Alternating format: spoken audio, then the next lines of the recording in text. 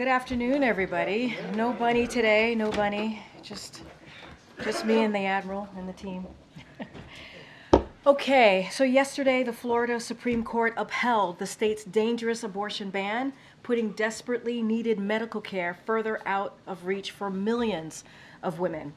What's worse, this ruling is also expected to trigger Governor DeSantis's even more extreme ban that would prevent women from accessing care before many even know they are pregnant. We will continue to stand with the vast majority of Americans who support a woman's right to choose. President Biden and Vice President Harris will continue to work to protect reproductive freedom and call on Congress to pass a law restoring the protections of Roe v. Wade. Second, starting this week, the White House will push congressional Republicans to extend funding for the Affordable Connectivity Program. Created as part of the bipartisan infrastructure law, the program is helping over 23 million Americans save between $30 and $75 per month on high-speed internet costs. But funding for the program is set to expire, and millions of Americans will lose this benefit in the coming weeks. 6 months ago, President Biden sent a request to Congress for $6 billion in supplemental funding to extend the program, but Republicans in Congress have failed to act. If congressional Republicans continue to do nothing, tens of millions of their own constituents will see their internet costs go up, and some may lose access to high-speed internet altogether. Additionally, under the President's Unity Agenda, we are prioritizing effort to counter the trafficking of illicit drugs to save lives. We are leading initiatives to step up counter-narcotics cooperation, including with Mexico and the PRC, and launch the Global Coalition to Address Synthetic Drug Threats, which brings together more than 150 countries against cartels and illicit finance. Working with our Mexican partners, we have charged leaders of the Sinaloa cartel, and yesterday we charged 41 individuals connected to the Jalisco New Generation cartel. To date, we have sanctioned over 290 individuals and entities involved in the global illicit drug trade. A lot more work is needed, and that's why the President is pushing hard for the House to pass the Senate's border security agreement, or for Congress more broadly, obviously, because it did not get out of the Senate yet, for Congress to push forth the border security agreement, which would provide additional technology to stop these illicit drugs. Now, it's important to acknowledge when a mistake has been made and take responsibility for it. So I want to recognize the Daily Caller for having the integrity to retract their story about the false claims that circulated this week about the Easter egg roll. Now, I'm quoting from their retraction here. The ban of religious symbolism on eggs as part of the White House Easter egg art contest has been long-standing, dating back decades, and the Biden administration did not make any modifications to this rule. So we hope others learn from their good example. So leave that there. And finally, I want to read out the president's call. He called Chef Jose Andres to express that he's heartbroken by this news of the airstrike that killed 7 aid workers, and to express and share his deepest condolences. The president conveyed he is grieving with the entire World Central Kitchen family. The president felt it was important to recognize the tremendous contribution World Central Kitchen has made to the people in Gaza and people around the world. The president conveyed he will make clear to Israel that humanitarian aid workers must be protected. Now, as you can see, Admiral John Kirby is here to discuss the president's call with President Xi and events in the Middle East. Admiral, the floor is yours. Good afternoon, everybody. As you all know, President Biden spoke by phone today with President Xi Jinping of the People's Republic of China. The purpose of the call was to build on the two leaders' meeting in Woodside, California back in November of last year. Over the course of about an hour and 45 minutes, the two leaders held a candid and constructive discussion on a range of bilateral, regional, and global issues, including areas of cooperation and areas of differences. They encouraged continued progress on issues discussed at the Woodside Summit, including counter-narcotics cooperation, ongoing military-to-military communications, talks to address artificial intelligence-related risks, and continuing efforts on climate change and people-to-people exchanges. President Biden also emphasized the importance of maintaining peace and stability across the Taiwan Strait, and he reaffirmed the importance of the rule of law and freedom of navigation in the South China Sea. He raised concerns over the PRC's support for Russia's defense industrial base and its impact on European and transatlantic security. And he emphasized that the the U.S.'s enduring commitment to the complete denuclearization of the Korean Peninsula.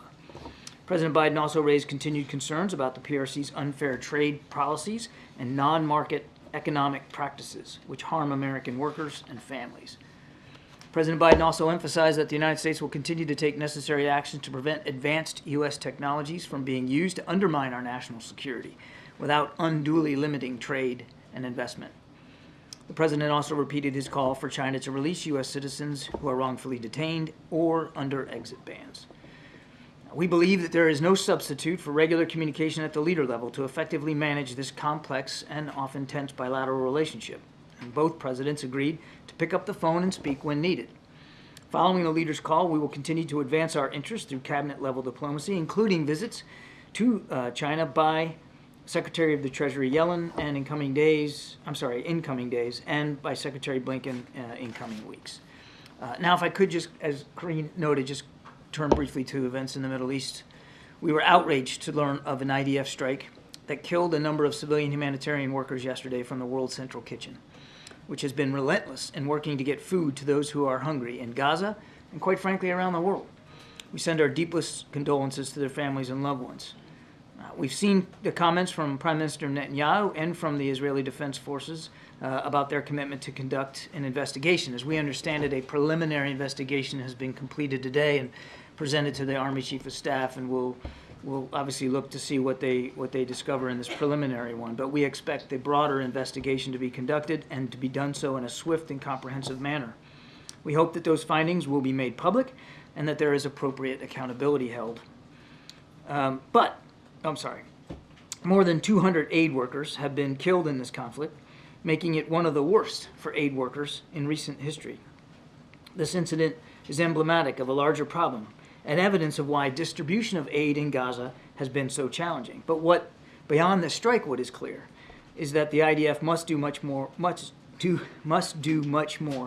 to improve deconfliction processes so that civilians and humanitarian aid workers are protected.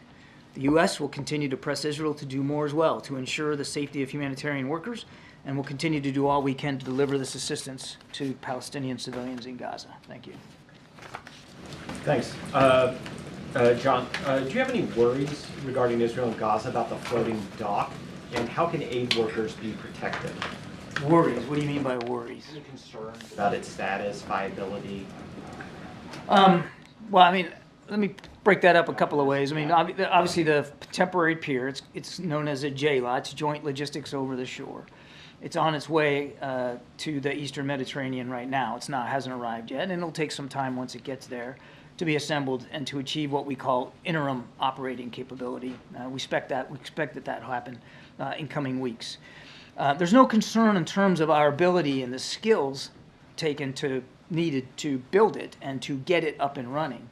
What we are working with partners in the region are two things. One is the logistics flow, getting the maritime materials to the pier, and then working with the Israelis in particular about how that pier is protected and secured, and how the aid, the material, gets from the pier into Gaza and further distributed. Those modalities are still being worked out. And do the recent events like the strike you referenced raise additional... Oh, believe me, we're under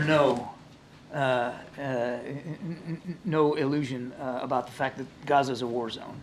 And force protection of our troops, which will not be entering Gaza, will be first and foremost in the president's mind, as well as our military leaders, to make sure that they can operate that pier, assemble it and operate it in a safe way. But believe me, we're well aware. Gaza is a war zone. In fact, that it is a war zone is, again, what makes it so challenging to get the humanitarian aid to people in need.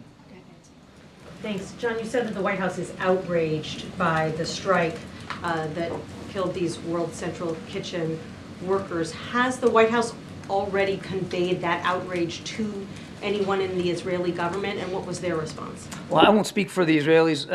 We've been very clear about our feelings over this particular strike and our expectations of the Israelis. Have they provided, or has the Pentagon been able to gain any understanding of what happened here yet? I know it's early, but it sounds, based on what Jose Andres has said, that these workers were doing everything right. Their vehicle was marked, they were in a safe zone. Yeah. What more could they have done? Yeah, it's really, it's devastating to see these images and to hear these early reports about the steps that they tried to take to protect themselves.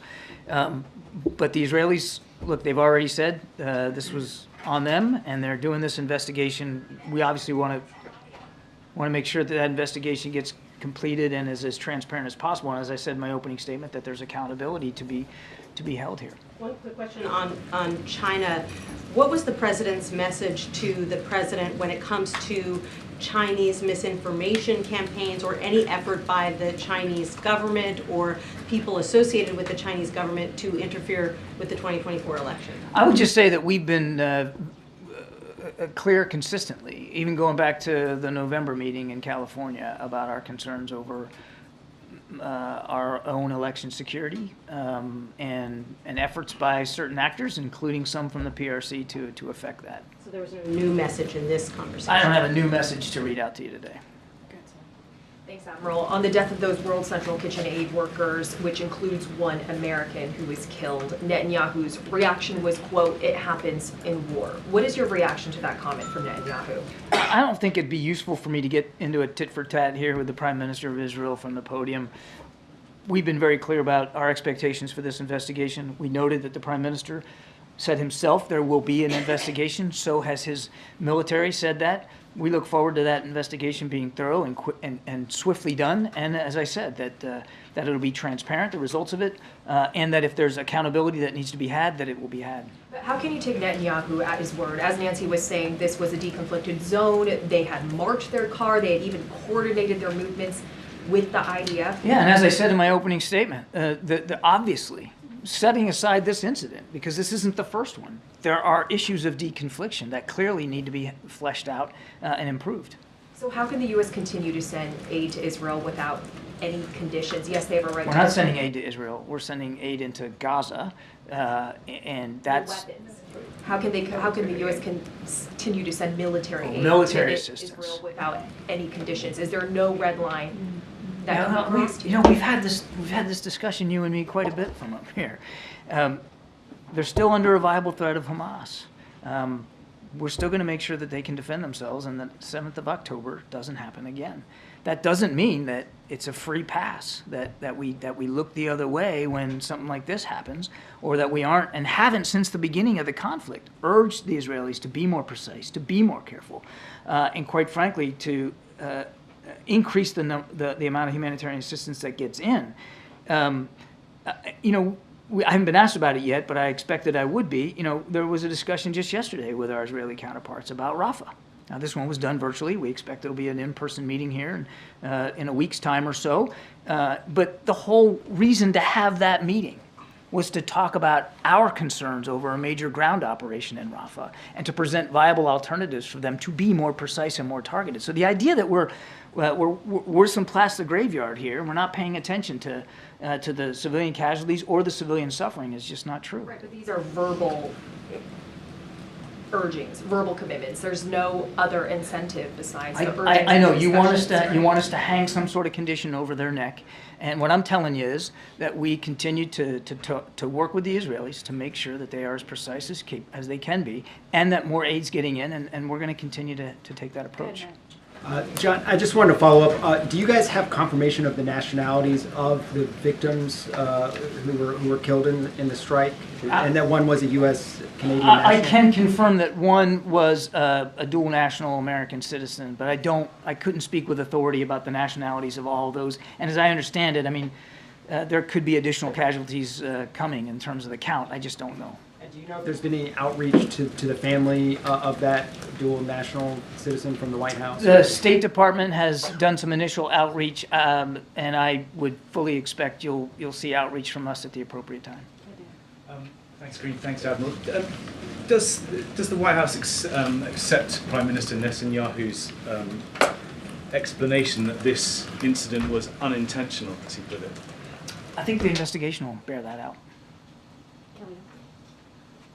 Sir, do you think that given these circumstances, is there a role for some kind of a protective force for aid workers, given the threat of widespread famine and concerns about you've already discussed the J-lock coming in and so forth. Is there a role that could be considered to try to protect aid workers with a neutral party security force? That protective force ought to be the IDF, Kelly, as we've said. I mean, as they conduct operations in a urban, highly populated environment, they have a concomitant obligation to take care of the civilians that are living there, and the civilians, quite frankly, that are being moved about by the combat operations that are being conducted in a very confined space. They have that obligation.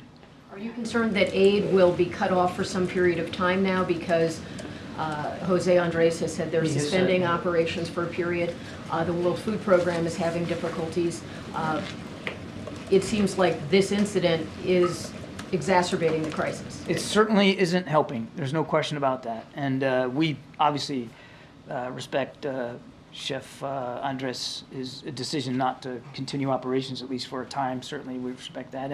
And others may make that decision, as you talked about the World Food Program. We're not seeing a wholesale declination here of humanitarian assistance in there. But obviously, yes, that's a concern. The more violent it gets for humanitarian aid workers, and as I said, this is one of the worst in recent history, the less likely it is that they're going to be willing to take those risks, which means it's more likely that the people of Gaza are going to just suffer all the more. So yes, it's a concern. Thank you, Karine. Secretary Blinken, during his presser in Paris, did not condemn the airstrike, even though, as you confirmed, there was a dual American-Canadian citizen who was killed. The French foreign minister, who was at the same presser, did.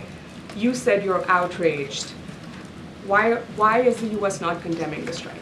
I think by saying we're outraged, I think you can fairly characterize that as condemning the strike itself. Of course, I mean, nobody wants to see this kind of violence happen to humanitarian aid workers who, as was noted earlier, were doing all the right things.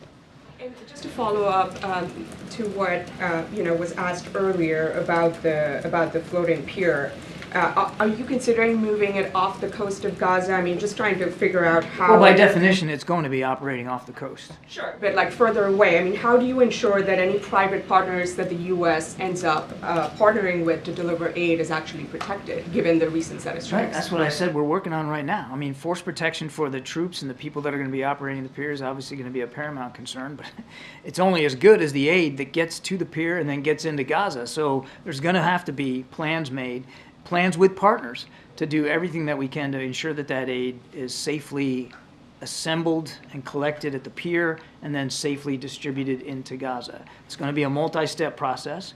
We'll be responsible for some parts of that, but not all of it. That's going to take some teamwork, and we're working our way through that right now. I just have a quick clarification on something that the Secretary said again in Paris. He appeared to suggest that Iran delivered missiles to Russia and that those are being used by Moscow to target the Ukrainians. I mean, can you confirm if that was the case? Not just drone missiles, but ballistic missiles? And if yes, since when has this transfer been underway? I am not aware of specific verification that we can give to Iranian missiles being delivered to Russia for use in Ukraine. They certainly continue to deliver drones and actually helping the Russians manufacture Iranian-designed drones. And we do know that the Russians are and have been using now for quite some time ballistic missiles that they have gotten from North Korea. But I'm not personally aware of any verification that Iranian missiles have been transferred and used.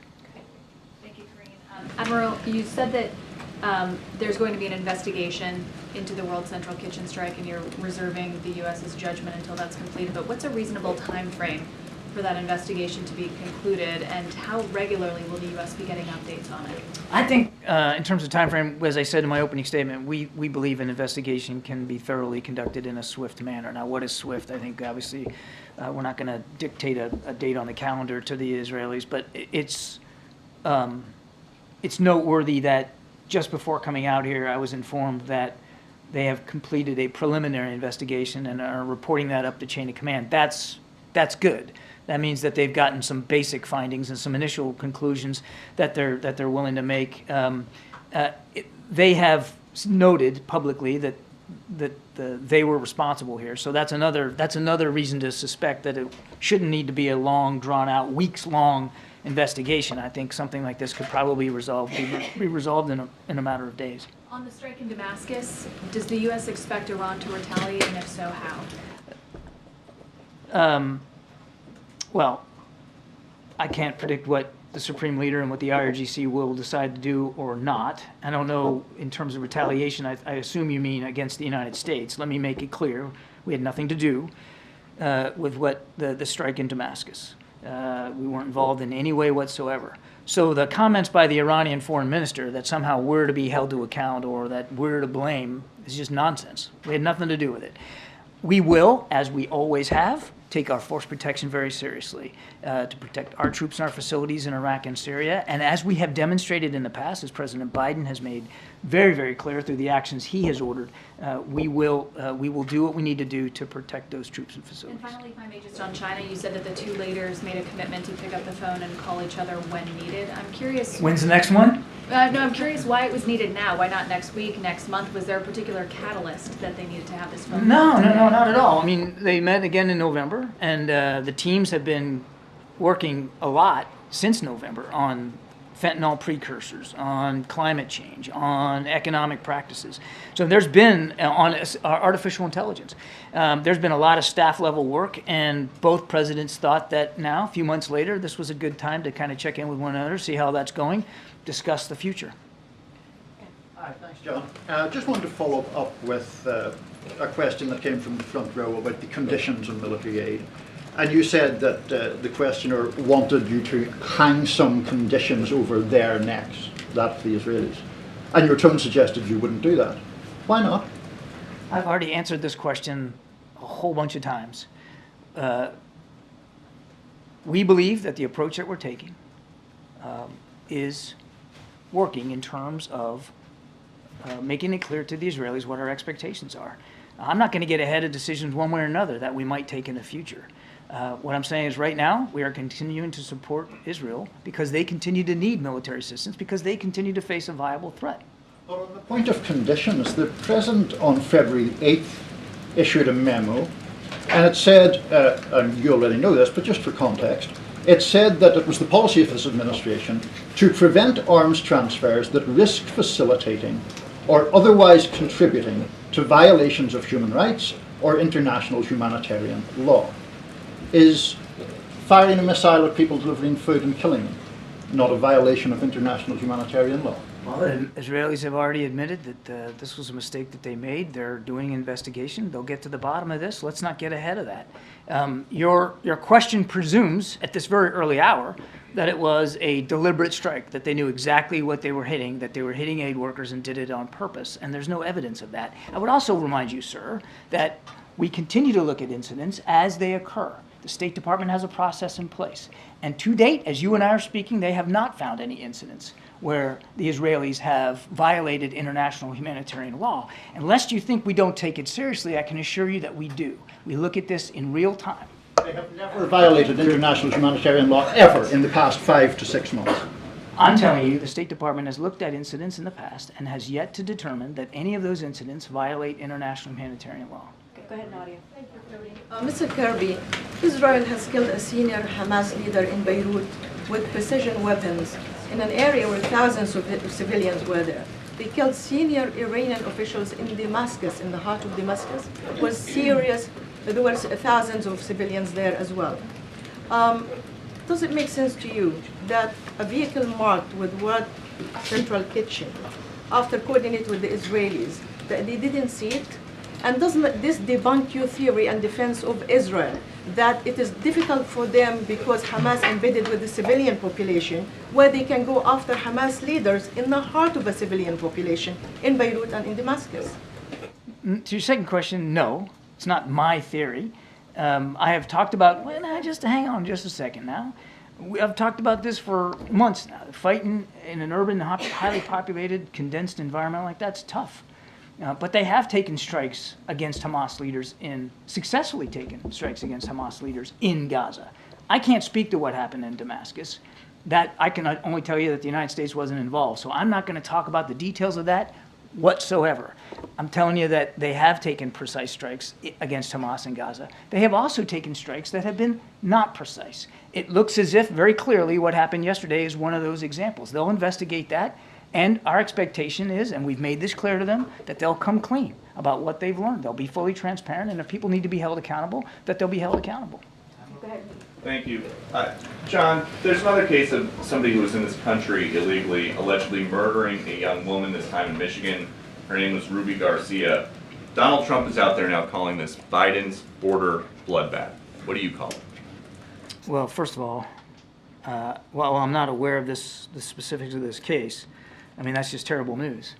And our thoughts and prayers obviously go to the family of Ms. Garcia. I mean, that's the kind of news no family ever wants to get, ever.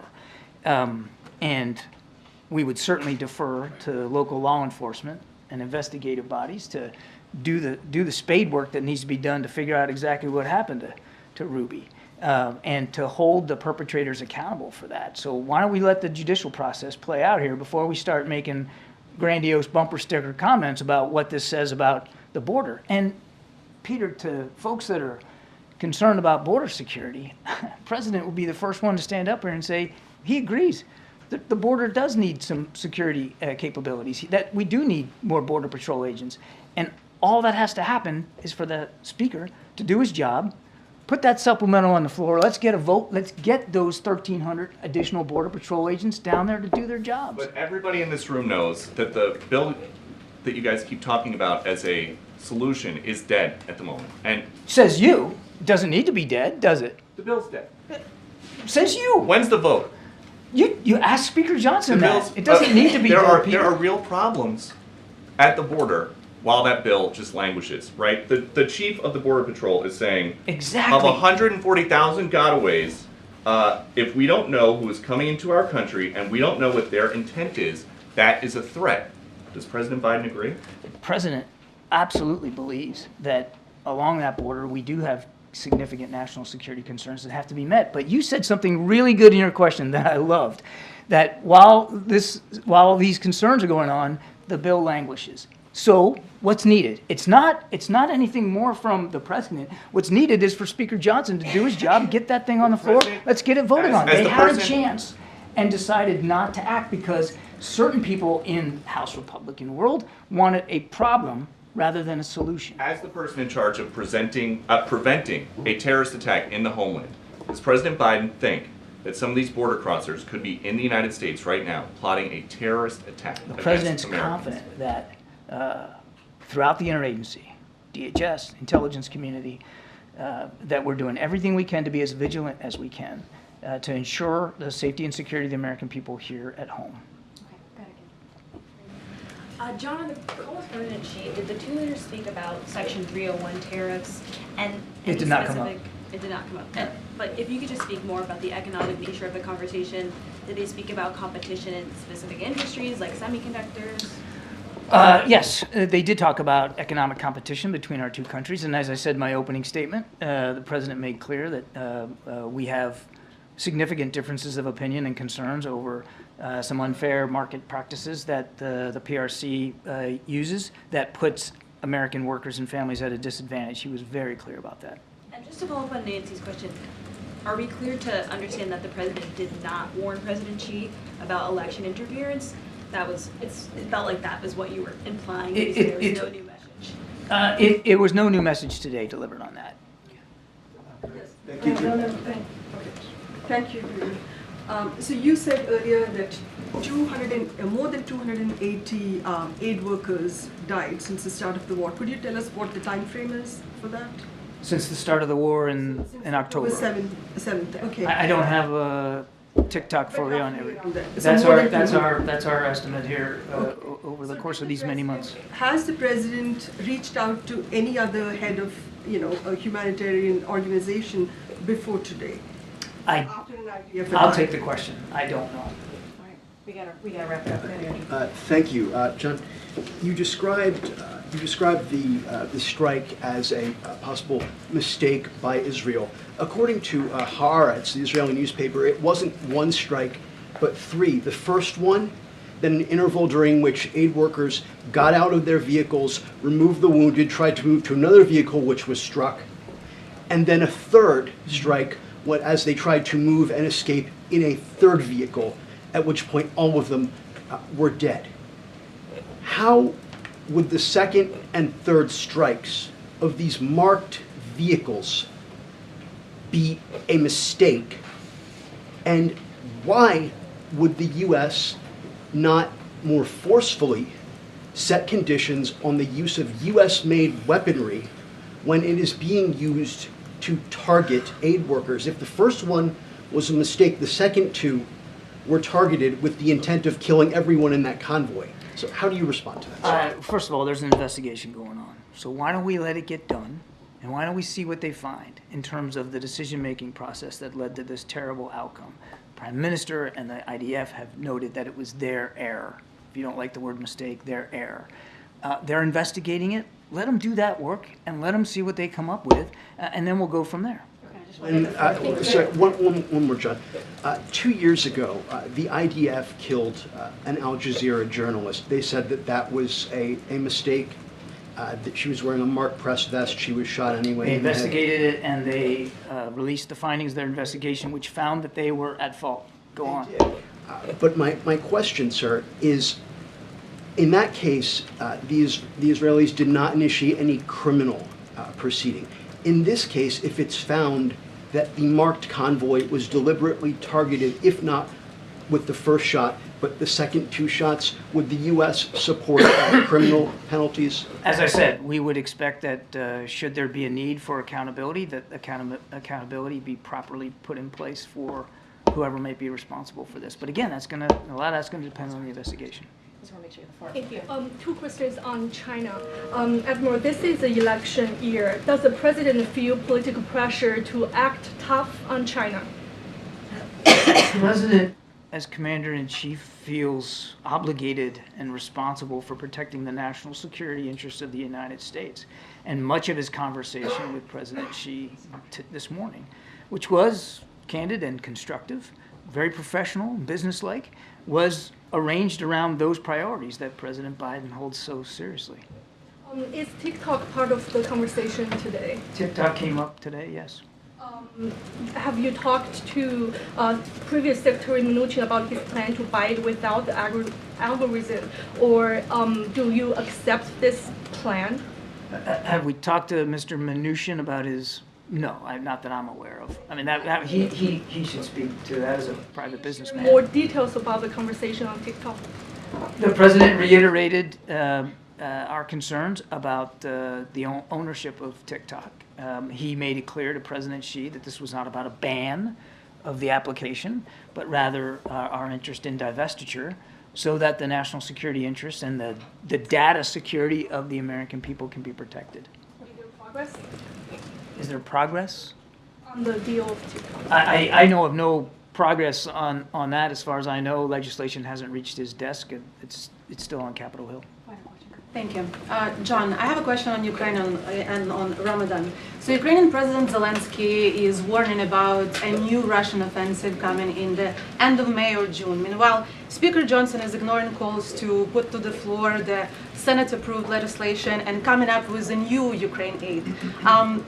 Does the administration have a deadline after which you might consider some measures to support Ukraine without conversion? We've already executed some emergency measures. You saw the Pentagon was able to to cobble together $300 million to support them in an emergency aid package. We're going to continue to look and see what more we can do, but quite frankly, our hands are very much tied here. We need the supplemental. That's what will make a difference for Ukraine. Is there a deadline after which you would try to do something more? The deadline was weeks, if not months ago, when we needed the supplemental passed. The time is now. It's past now. The Ukrainian commanders on the ground are making difficult decisions about what positions they're going to hold, what weapons they're going to use. And in certain places of the Donbass, they are losing ground to the Russians. So it's way past time.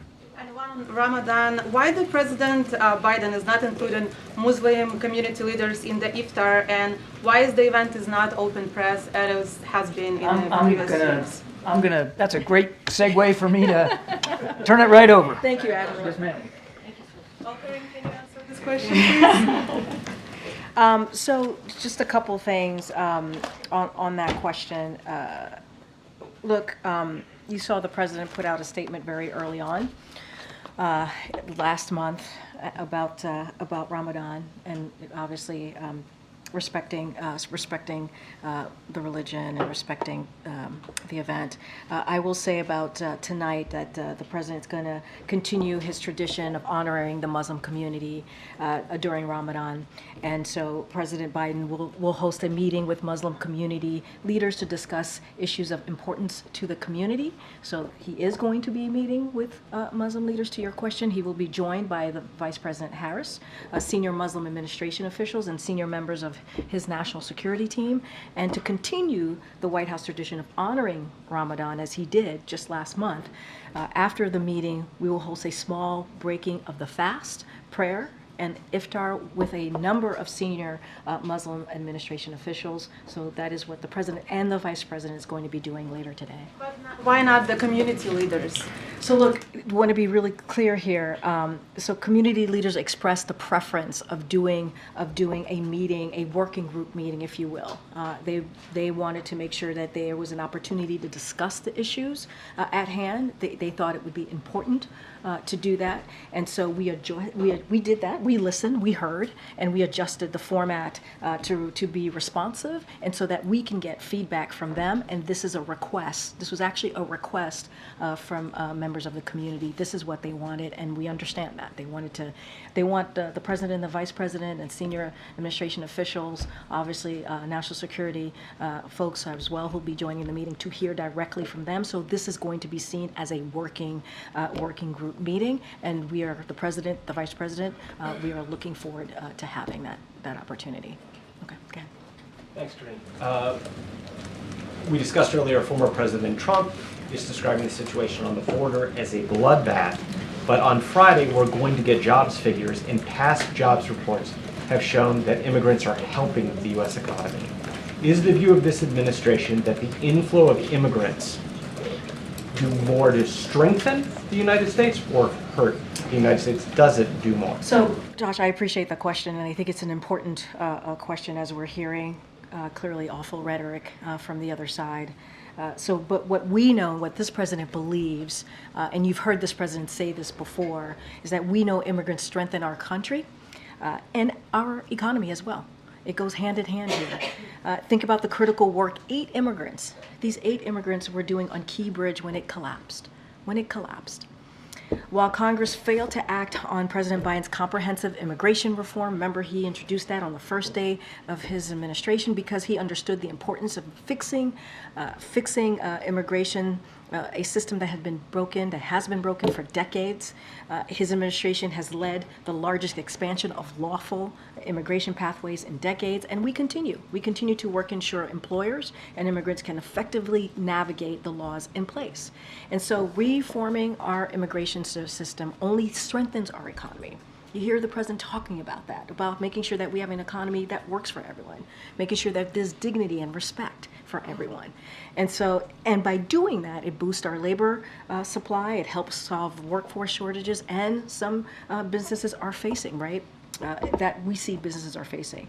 And so we took a step forward not too long ago. We spent 2 months working with the Senate, working with Republicans and Democrats to try and figure out how do we deal with this broken system. We saw we put together what would have been, if put into law, the toughest and fairest piece of legislation that we have seen in some time. But what we heard from the last administration, from President Trump, and you heard me say this over and over again, you all reported this, that he told Republicans to reject that proposal because it would hurt him and help the president. That's not how this president sees this. This president sees the immigration system as an issue that majority of Americans care about and that we should fix. We should get to the bottom of this. So we're going to continue to urge Congress, Republicans, to come back, right? Come back to the table, move forward with that proposal, get it out of the Senate, and then move it over to the House, get it out of the House, put it in front of the president. He will sign it. The toughest and fairest law that we have seen in some time. And this is not about politics for this president. And just to go back to the beginning of answering your question, we know immigrants strengthen our country and also strengthen our economy. Thanks, Karine. Just to follow up on the TikTok question, the president brought it up with President Xi. Yeah, he did. Has he also raised the issue with Senate Majority Leader Chuck Schumer? Because the bill hasn't been taken up by the Senate. I mean, that's where it is held up. Has he conveyed those same concerns about ownership, about divestiture, like to Schumer?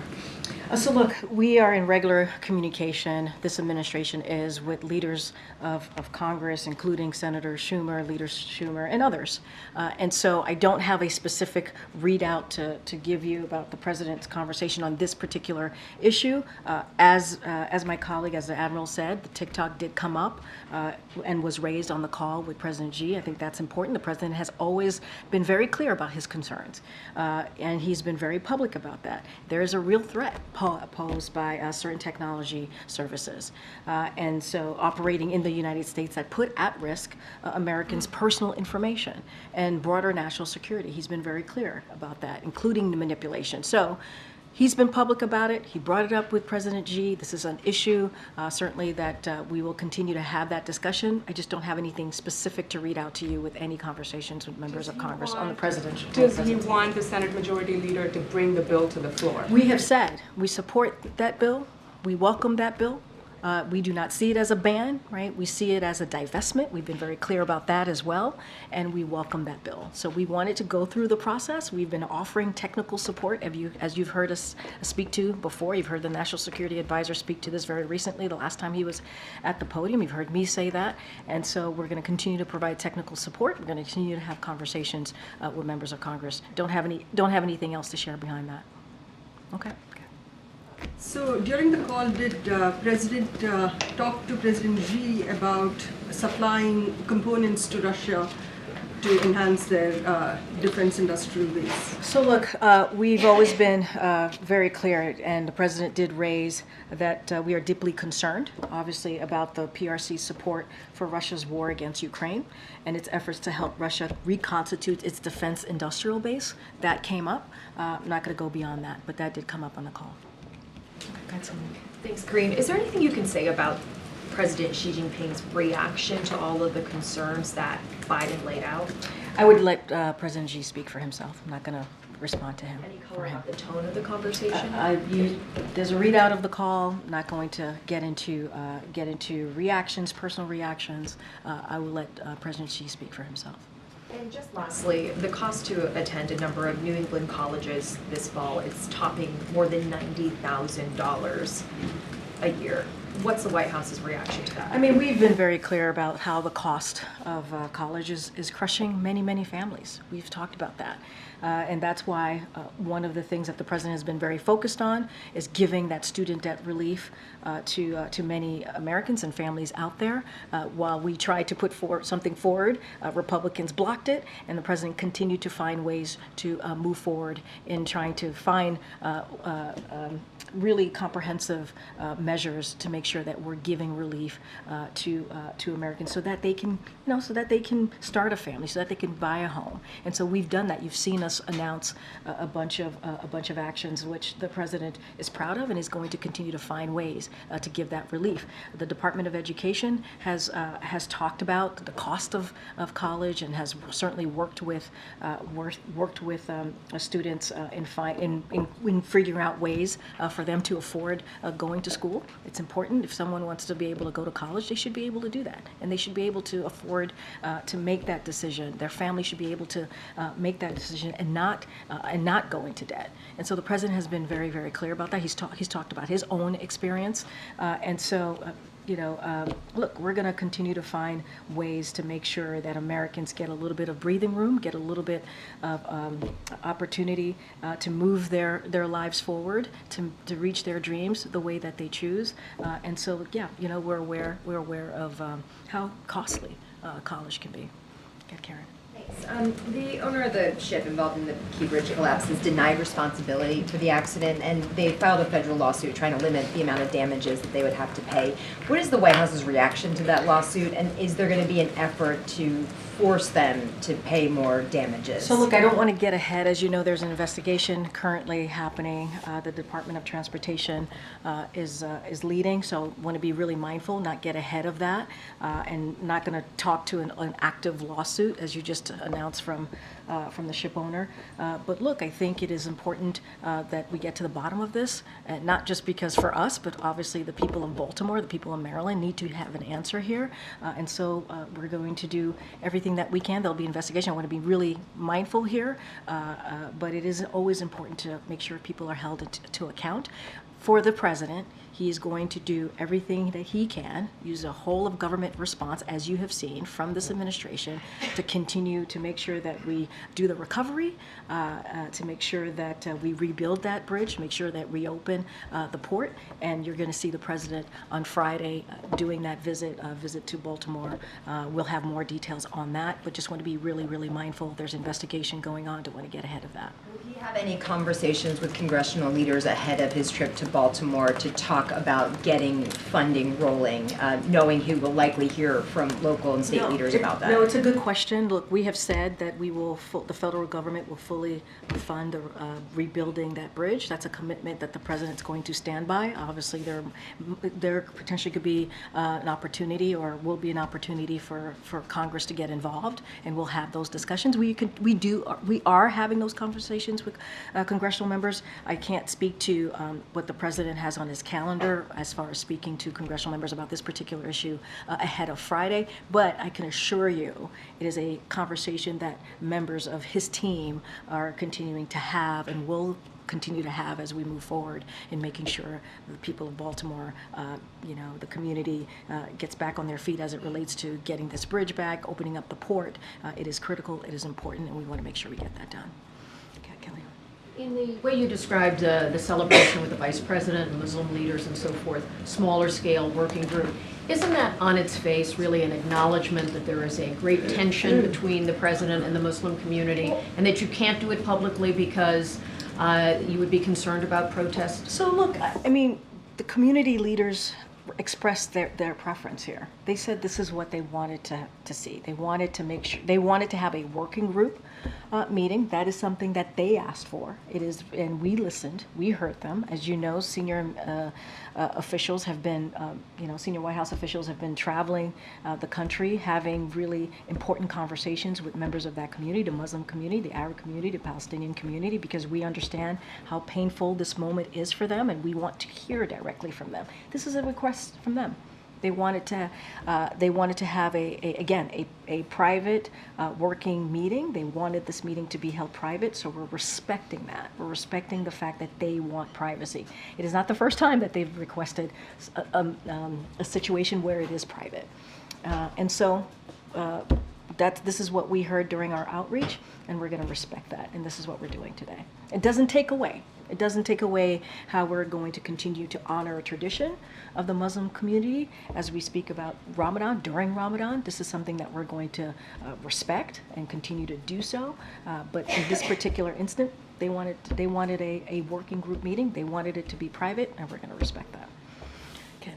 Thanks, Karine. Going back to the bloodbath question, the former president used that terminology a week or two ago, but he's talking about it again today. What's the White House reaction to the use of that term, bloodbath? I'm going to be really mindful here because it is president.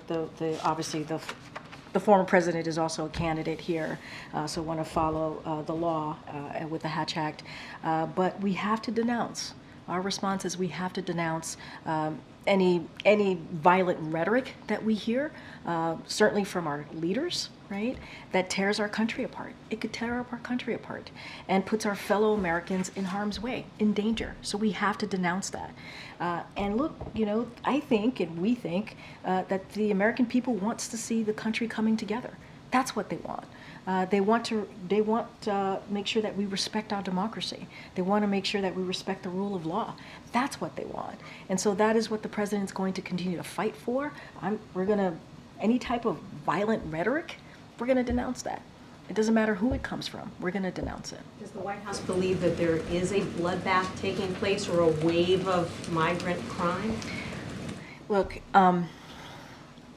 we've been very clear about, I just laid out to Josh, when it comes to immigrants, how important they are to the fabric of this country, how important they are to the strength of this country, to our economy. And that continues to be true, right? That's something that this president believes.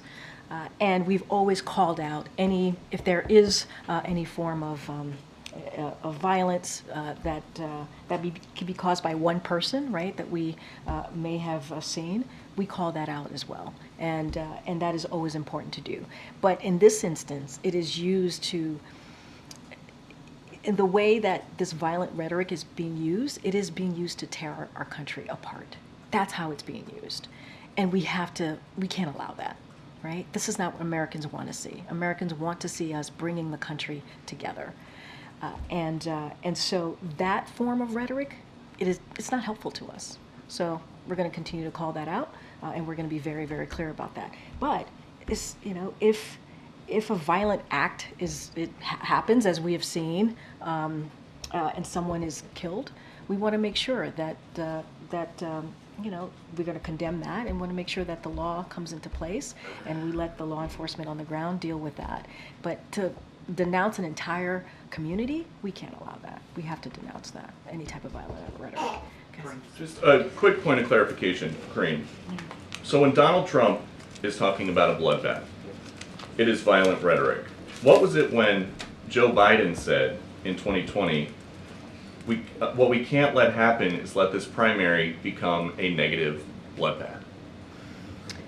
So I'm going to be really mindful and careful about Donald Trump, but if you read, because he is a candidate, we're talking about the 2024 election, you should read what he said in its context. So you got to read what he said in context.